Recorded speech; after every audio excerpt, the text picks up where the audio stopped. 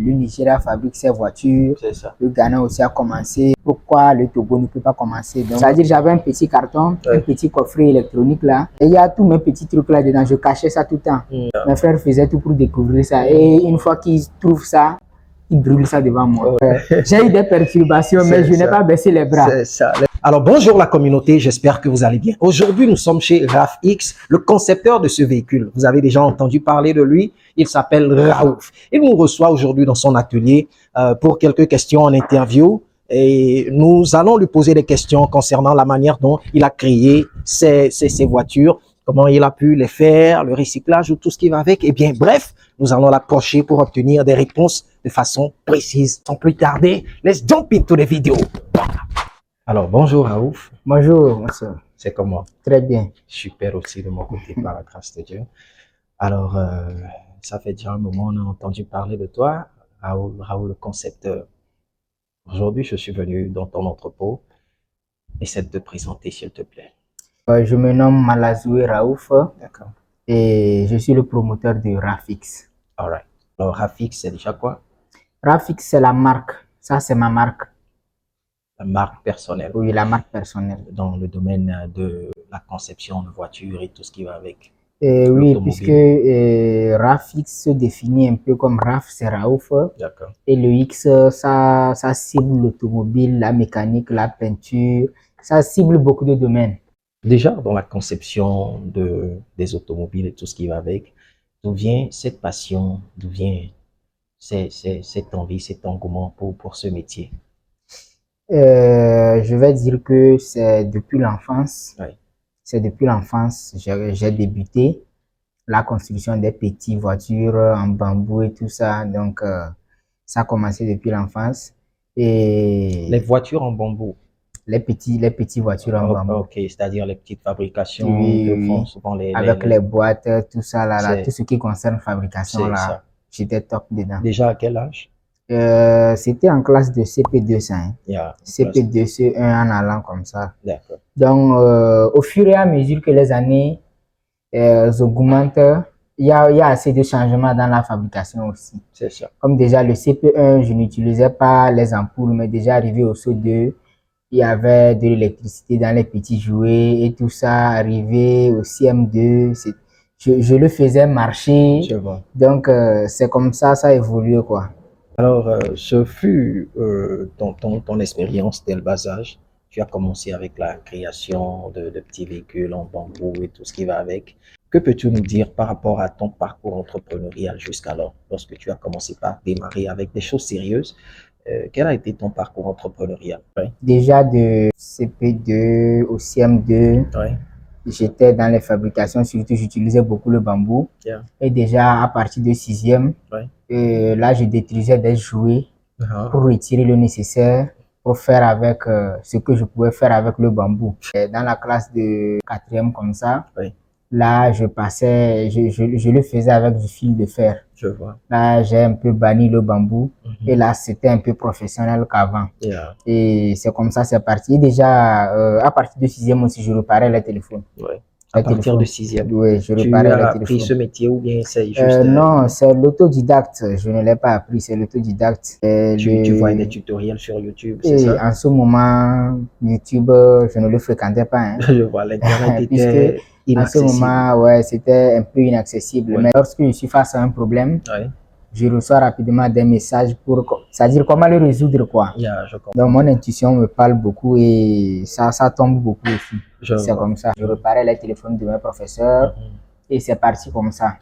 Et après le bac, j'ai eu mon bac A4 en 2016. Déjà au moment du cours primaire, le CEG, on disait à mes parents, mais il faut le mettre dans une école technique pour qu'il devienne un grand ingénieur, tout ça, oui. C'est-à-dire, dans tous les domaines, je répondais. Donc, je ne savais pas quel choisir. C'est ça, c'est ça. Donc, j'étais totalement dans l'embarras. Oui. Et j'ai préféré prendre la cellule littéraire, le finir et pour poursuivre une formation professionnelle. Avoir le bac et poursuivre une formation professionnelle. Je vois. Et malheureusement, après l'obtention du bac, mes parents n'étaient plus. Oh. Paix à leur âme. Tous les deux en même temps? Les deux, oui. Ouais. Donc, comme depuis le bas âge, j'ai appris à jongler. Et ça n'a pas assez pesé sur moi. D'accord. Donc, j'ai préféré laisser c'est-à-dire aller au campus. J'ai dit non, je n'irai pas, puisque on connaît les réalités du terrain. C'est ça, vous tu iras connaissez. presque perdre ton temps. Ouais, c'est ça. Donc, j'ai préféré ouvrir une kiosque pour la vente et réparation des téléphones, des ordinateurs, puisque j'étais déjà dans le domaine avant d'avoir le bac. Donc, ça n'a pas été une difficulté pour moi. Oui. Et c'est ce qui a été ma source de revenus pour pouvoir confectionner celle-ci. Je vois. La RAF-X, puisque celle-ci m'a coûté 3 800 000. Ok, au total. Oui, au total, dans un an, ça. Donc, j'ai investi mes économies, c'est-à-dire tout ce qui me revenait, je versais dedans. Et c'est parti comme ça. À partir de ce que tu as dit, j'ai su retenir tellement de choses, mais principalement la partie où tu disais, lorsque tu étais enfant, tu étais petit, dès le bas âge, tu arrivais à jongler avec la création de petits automobiles en jouets à partir de bambou et tout ce qui va avec. Tu vois, nombreux sont les parents qui, lorsque les enfants grandissent comme ça, arrivés à un certain âge, lorsqu'ils font des petits trucs avec des choses là, les parents ne le considèrent pas en réalité. Ils sont derrière les enfants avec des bâtons, soi-disant que va bosser tes cours, va faire ceci, va faire cela. Alors que c'est très important quand on voit un enfant venir comme ça, de lui donner la capacité de développer ce qu'il a en lui. On voit des enfants aujourd'hui, quand ils jouent dans la rue, les parents sortent avec des bâtons. Tu n'as pas à jouer, tu n'as pas à faire ceci. Mais comment l'enfant arrivera à trouver sa vraie passion si d'ores et déjà les parents le coincent dans ce qu'il fait le mieux? Je ne sais pas si tu vois un peu ce que je veux dire. Ouais, je comprends, voilà. Puisque moi-même j'ai vécu ce que tu viens de raconter. C'est ça. Ce n'est pas que j'ai été épargné, j'ai vécu ça. C'est-à-dire mes petits dynamos, le petit cuivre, le filet, tout ce que les ampoules que c'est-à-dire j'avais un petit carton, un petit coffret électronique là. Donc, il y a tous mes petits trucs là dedans, je cachais ça tout le temps. Mais comme c'était moi le Benjamin, mes frères faisaient tout pour découvrir ça. Et une fois qu'ils trouvent ça, ils brûlent ça devant moi. Oh là là. Tout part ensemble. Oh là là. Et magiquement, ça ne dure pas. Ça peut faire comme 2 semaines, je peux reavoir tout ça encore. C'est-à-dire, j'ai eu des perturbations, mais je n'ai pas baissé les bras. C'est ça, les persécutions sont venues, mais même jusqu'en classe de 3e, en temps d'école, je ne pouvais pas tenir que non, c'est impossible. Là, je cache ça quelque part. Je comprends. Et s'il n'y a personne à la maison, j'essaie de faire ce que je peux, mais c'est-à-dire, autant des cours, ils vont dire, mais va garder ça, qu'est-ce que tu fais avec ça, c'est le cahier, ça. Tout à fait. Et donc, c'est comme ça. Bref, à force de persévérance, je crois que même s'il y a des persécutions, à force de persévérance, on arrivera à déjouer tous ces plans-là. Oui, ça a été ton cas. C'est important aussi. Oui. Et aussi, il faut retenir que la majorité de nos parents africains, ils ont toujours dans leur tête, va à l'école, devient grand ingénieur. Parce que vous savez, il y a une réalité qui tue l'homme actuellement. Hein.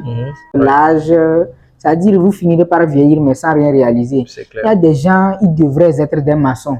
Mais leurs parents disent, moi je veux que tu deviennes électricien. Tout à fait. Et ils l'ont fait fréquenter, il a suivi toutes les formations pour l'électricien, il a tout fait, mais il prend les grands chantiers, mais ça ne réussit pas. C'est que ce n'est pas un don venant de lui. C'est-à-dire, ça détruit l'homme, quoi. Voilà, donc, c'est très important d'analyser le petit de l'enfant, oui.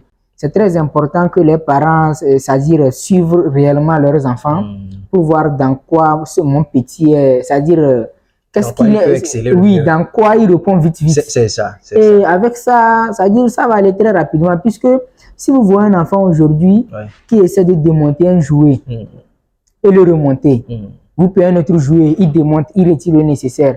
C'est-à-dire qu'il faut savoir que déjà l'enfant a déjà une notion et il a un esprit qui l'amène vers la créativité. Tout à fait. Puisque lui, il est seul, on ne l'a pas forcé de le faire, mais il est parvenu à le faire. Donc il faut comprendre que déjà cet enfant, s'il grandit et puis vous l'orientez mieux, il deviendra quelque chose de bien. Donc c'est comme ça.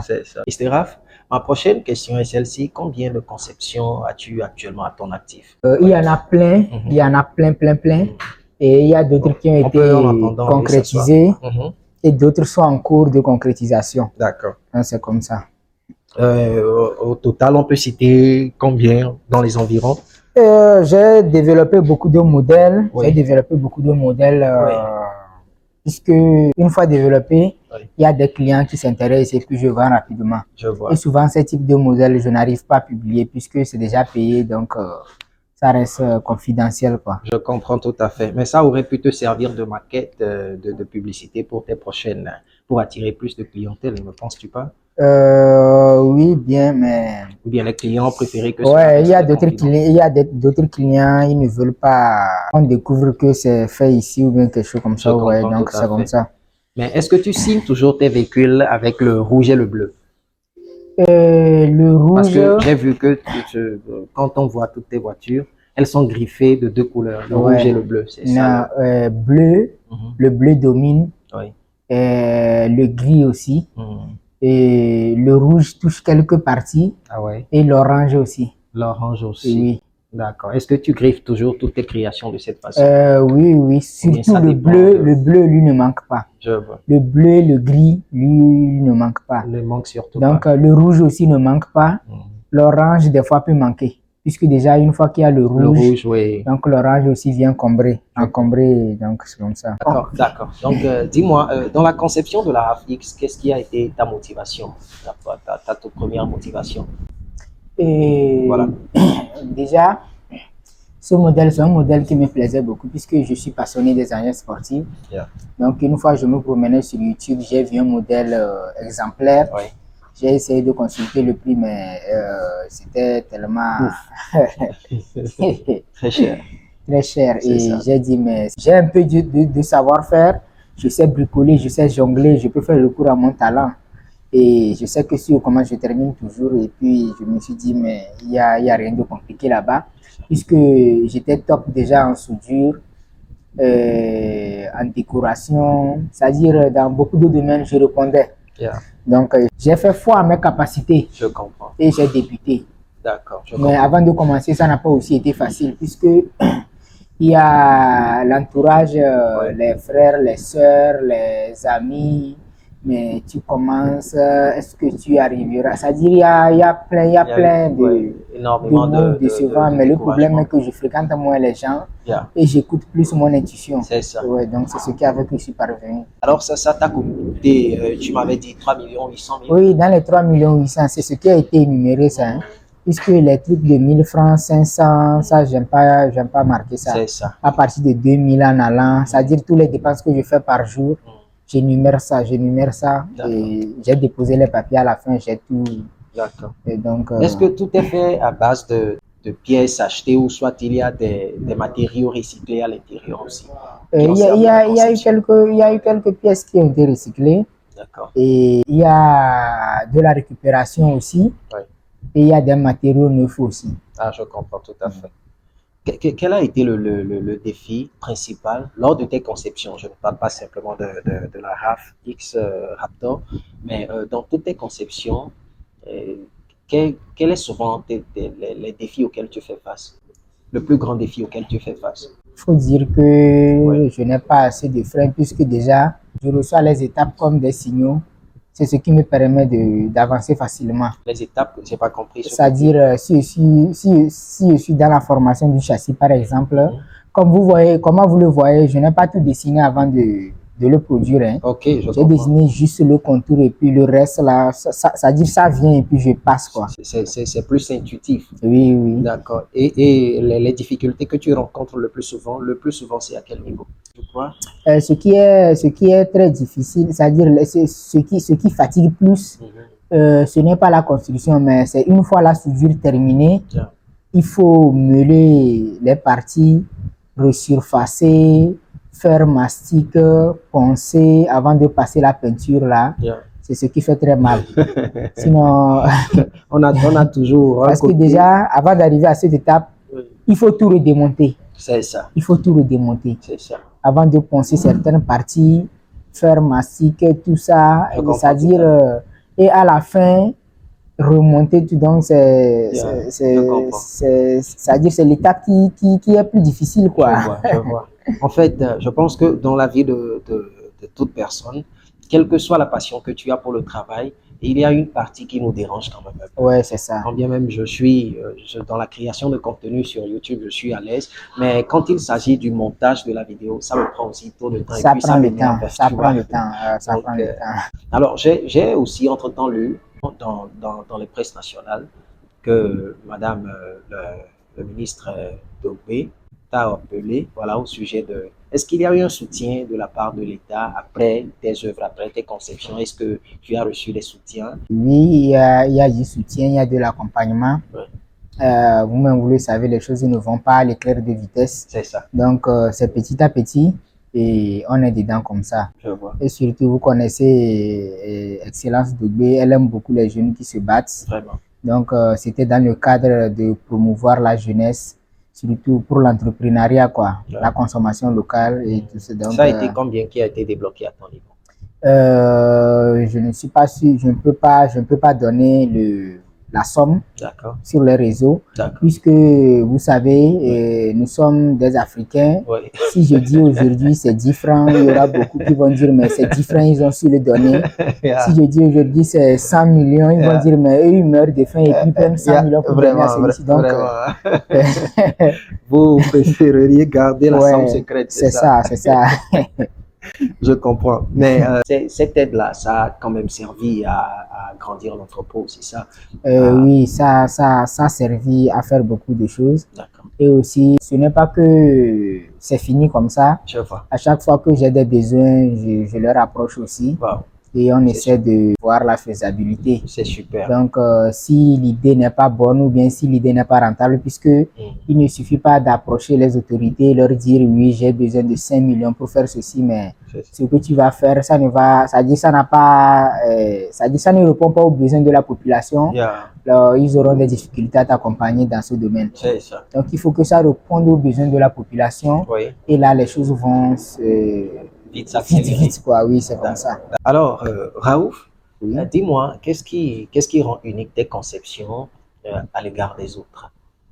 C'est-à-dire, quand tu prends ta voiture, il y a plusieurs voitures aujourd'hui dans le monde. Maintenant, toi, tes conceptions, qu'est-ce qui les rend uniques? Ils sont faits un peu au style américain. Oui.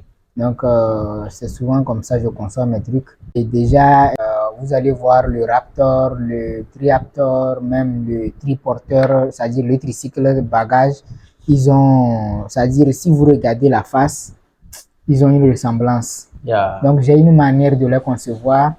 Si vous apercevez ça, c'est-à-dire vous n'aurez pas de difficulté à dire mais ça c'est pour Rafix. Je comprends. C'est-à-dire dans le design en fait. Oui, dans le design. Tu as une façon de le designer c'est ça. Qui est particulière. Est-ce qu'il y a un inventeur qui t'inspire, un inventeur dans le monde entier, un créateur qui t'inspire?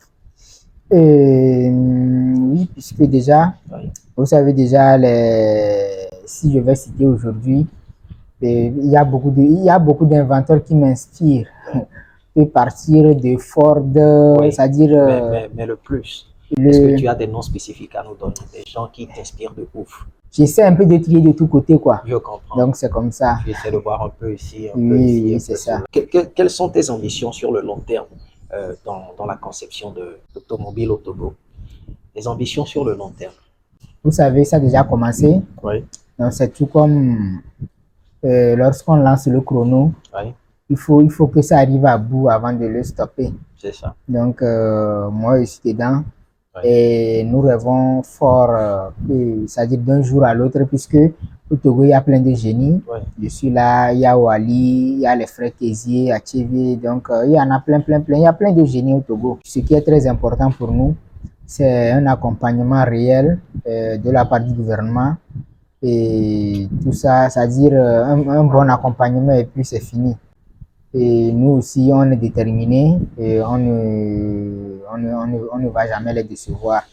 Donc c'est comme ça. Tu as bien l'intention d'avoir une industrie automobile au Togo plus tard.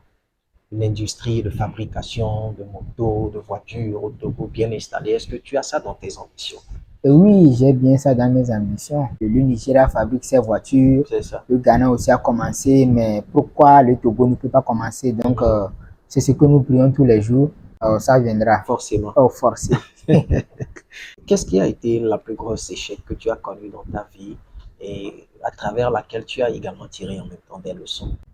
Il faut dire que déjà, nous les hommes qui pensons à créer beaucoup de choses, on ne prend pas des échecs comme des échecs. Ça nous donne des leçons de morale. Et une fois qu'on est en vie, on doit s'attendre toujours à des obstacles, même jusqu'à la mort, jusqu'à la tombe même. Une fois enterré aussi, il y a toujours des obstacles pour l'âme. Hein. Donc ça continue jusqu'à dans l'au-delà. Raouf, dis-moi, c'est Raouf ou Raoul? C'est Raoul aussi. Alors les deux. C'est Raouf, mais je suis né un 7 juillet, donc c'est Raoul aussi. Okay. Sur le calendrier, quoi. D'accord, je comprends. Donc, alors, Raouf, dis-moi, quel est ce conseil-là que tu peux donner aux jeunes comme toi? Oui, puisqu'on dit dans toute chose, c'est la détermination. Et il y a toujours des échecs. C'est-à-dire, il faut tomber, mais ne regarde pas comment tu es tombé, mais c'est-à-dire, pense à comment te relever. C'est ça. C'est ce qui est très important, puisque dans toutes choses, il y a des freins, il y a des obstacles, il y a tout. Dans n'importe quel métier que un frère togolais, un frère africain est en train d'exercer, donc c'est-à-dire qu'il l'exerce pleinement. Une dernière chose, lorsque j'étais venu au premier abord, j'ai vu le côté là, c'est-à-dire le levier de vitesse. Voilà, tout à fait. C'est automatique ou c'est déjà manuel? Non, c'est manuel. C'est manuel. D'accord. Donc, oui. Comme ça, c'est allumé. Ils sont placés.